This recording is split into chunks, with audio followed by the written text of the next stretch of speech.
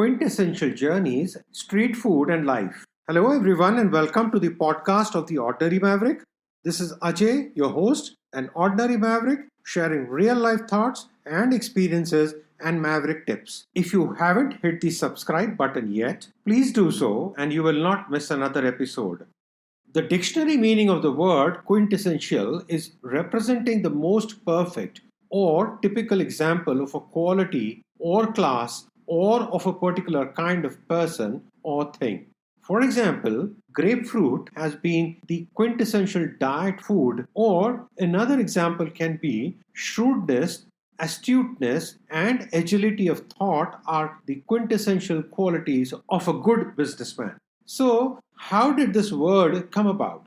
Well, history says that the philosophers and scientists in early times believed that the world we live in was made up of four elements: the earth, air, fire, and water. Aristotle added a fifth element, which is ether, and that was what filled the rest of the space. Mostly invisible, but sometimes becoming the stars and the planets. In ancient books, this is described as a kind of invisible light or fire. In the Middle Ages, it was referred to as the quinta essentia, the fifth element. Over time, this came to stand for anything so perfect that it seemed to surpass the limitations of Earth. Today, the term is generally used rather freely to describe just about anything that represents the best of its kind.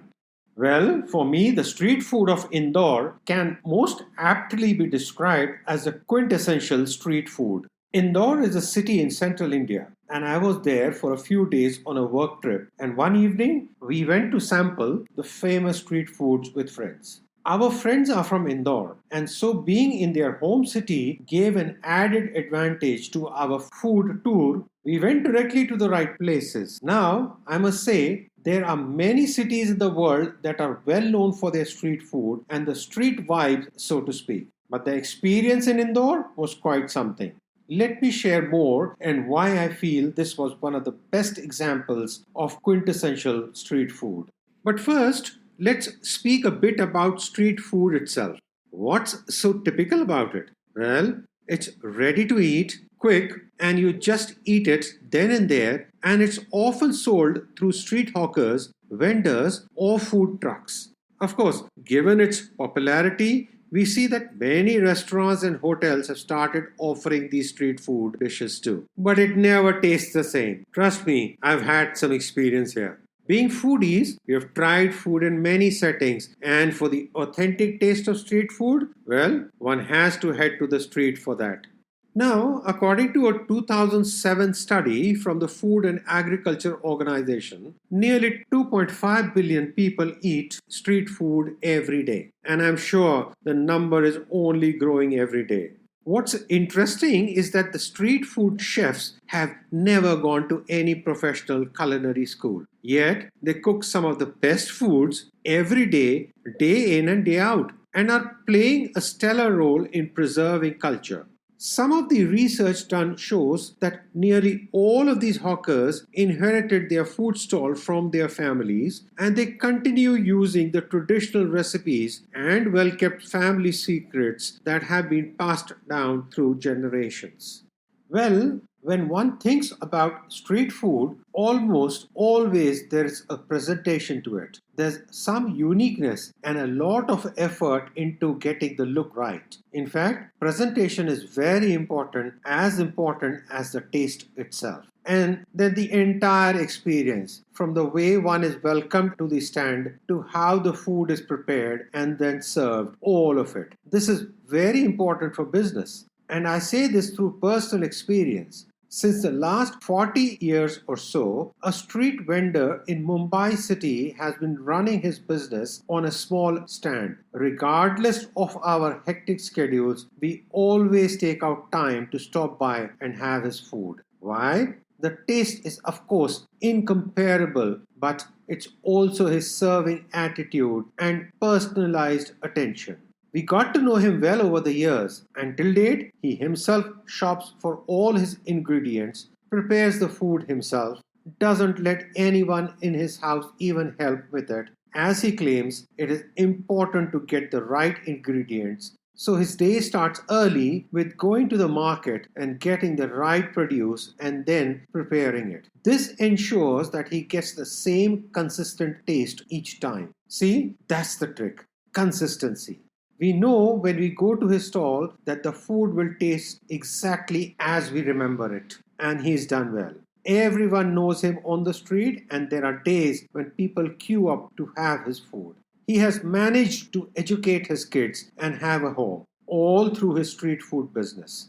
Now, of course, none of his children took up this business, so not sure what's going to happen going forward once he retires. As such, authentic dishes and tastes don't just come from having the recipe.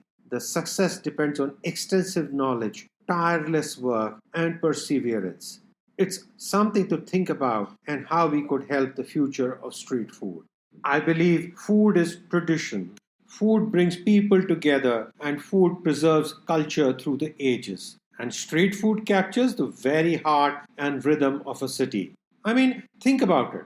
The very fabric of the people of that city is reflected in its food, and in particular, the food that is available on the streets. It says so much about the people that rejoice and celebrate that food. It's the heart of the city, in a manner of speaking. Almost all street food is made with local ingredients that are readily available. Over time, the street food and the city become so intricately linked that it's almost impossible to separate the two. There are ongoing efforts to ensure that we do not lose this rich tradition in many parts of the world.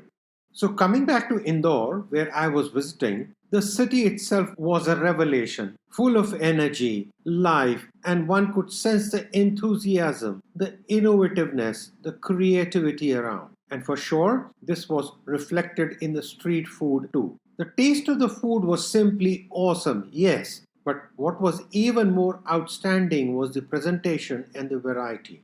Innovativeness was oozing out through and through. We had vendors that had practiced throwing their dishes in the air and catching them in time, of course, to entertain and provide a bit of showtime for their customers. And for some reason, the food tasted much better when it was thrown around in the air. And then there were 9 or 10 different flavors for a particular dish, which typically and normally has only 1 or 2 flavors. Honestly, this 9 or 10 flavor thing was an innovation at its best in marketing. Haven't seen that one before anywhere else. And then one had stunts like eating fire or eating smoke, and the vendor actually managed to put fire in your mouth. Not to worry, no burns happened. But I must admit, it was quite an experience. So much so that every person we spoke to and shared that we were going to Indore or were in Indore mentioned about the famous street food and that it's a must have.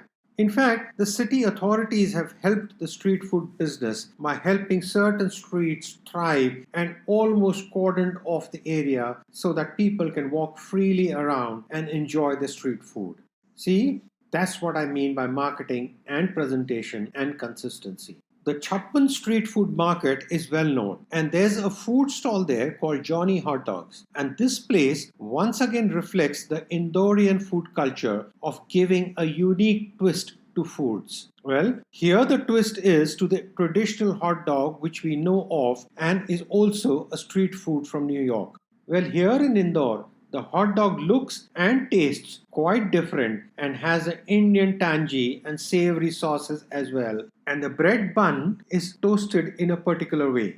And here it's served as either a vegetarian hot dog or egg or mutton or both. And you know what? They won an award. The place received a special award as the most popular vendor and high frequency award. Johnny Hot Dog delivered 7 lakhs or 700,000 hot dogs via a food delivery app in just 6 months.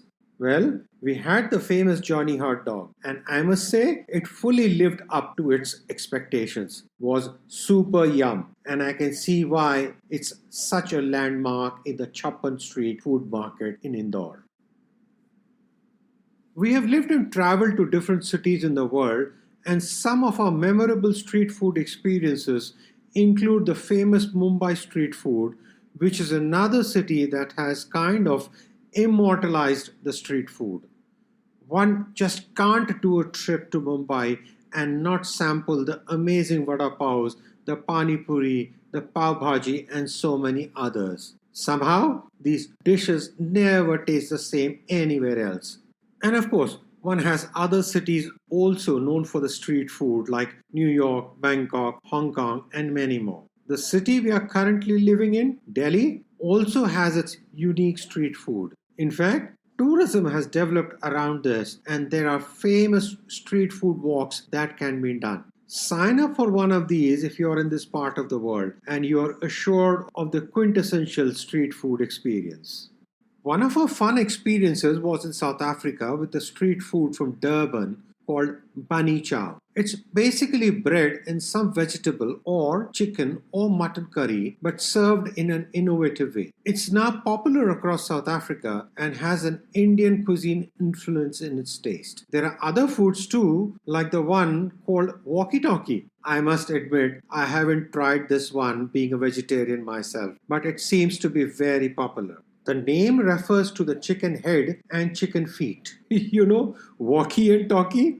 And you can have it either boiled or grilled and then fried and spiced up. A fascinating aspect of street food are the names given to the dishes. They have just evolved over the years, I guess, and reflect again on the city as well as very often just what the dish looks like or is comprised of. There are stories about the origin of bunny chow too. Some say it's because the Indian community of Baniyas first served it in one of the restaurants and the chow is just slang for food. The story goes that the restaurant ran out of plates, so took the loaf of bread and cut it in half, scooped out the inside and filled it with curry and covered it with a piece of bread. And the name stuck, Bunny Chow. Each year, the Bunny Chow Barometer is held towards the end of September in Durban, and many people compete for the title of the top Bunny Chow maker.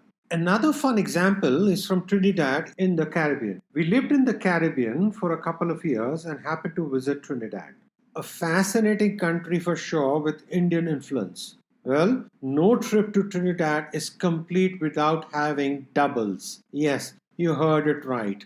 Doubles. It's actually a kind of a sandwich made from curried chickpeas that are served between two pieces of flatbread with tamarind and coriander sauces, mango chutney, and something called as kuchela, which is spicy green mango chutney and coriander. See the use of local ingredients? In fact, doubles is so popular not only in the Trinidad but also in many other countries where Trinidadians have immigrated that 30th May is celebrated as the International Doubles Day. So if you haven't yet had a double and happen to live in a place where doubles are made available, check out where the Trinidadians are. You can definitely try out doubles on the 30th of May. There are stories about how the name came about, but a common one is that initially they were served with just one flatbread, and over time, customers asked to double it up. So it becomes a sandwich, and the name doubles stuck. Fellow Mavericks, when it comes to street food, there are some interesting lessons here. It's about living life in the moment, being mindful, being present. That's linked to the first component of the Maverick formula. Remember? Going with your gut? Also, all the street food dishes we enjoy have evolved through a felt need. There was an opportunity, it was recognized, and something was created. See the story with bunny chows, with doubles, and even with Johnny Hot Dog. And more importantly, each dish was given the local flavor. It was contextualized to ensure local ingredients are being used and that the dish could be prepared quickly, minimalistically, and served without any fuss on the street. Not to mention the rhythm and the beat of the city that just gets thrown in, the hustle and bustle that complete the experience. And then there's this point on being quintessential and developing qualities that perfectly represent something. How does one work at becoming the perfect example or representing an aspect really well that it almost becomes a trademark? We often hear the term the quintessential modern woman, for example, epitomizing today's environment, living life on her terms, unafraid and confident, the quintessential athlete, and so on. Well, I would like to leave you all with this thought of being quintessential in some aspect of our lives. We can be the quintessential maverick, or we can be good at preparing a quintessential meal from a particular country or city. I mean, anything actually. But whatever it is, remember that it takes hard work, perseverance, dedication, and commitment to get there. We see that with the quintessential food examples I spoke about. And like I said, keep at it, be consistent, and your take on being quintessential in any aspect of your life will see success. Do keep writing your comments and sharing your feedback at theordinarymaverick@gmail.com and follow me on Instagram, hashtag theordinarymaverick. I love hearing from you. This is Ajay signing off and wishing you have an amazing day, a super amazing year. Keep well, stay safe. Credits. This podcast series was put together as a team effort from the Bhardwaj family. Concept, design, title, researchers, and reviewers Ajay, Sanjana, Avantika, and Niharika Bhardwaj. Script, Sanjana. Cover design, Niharika. All rights reserved.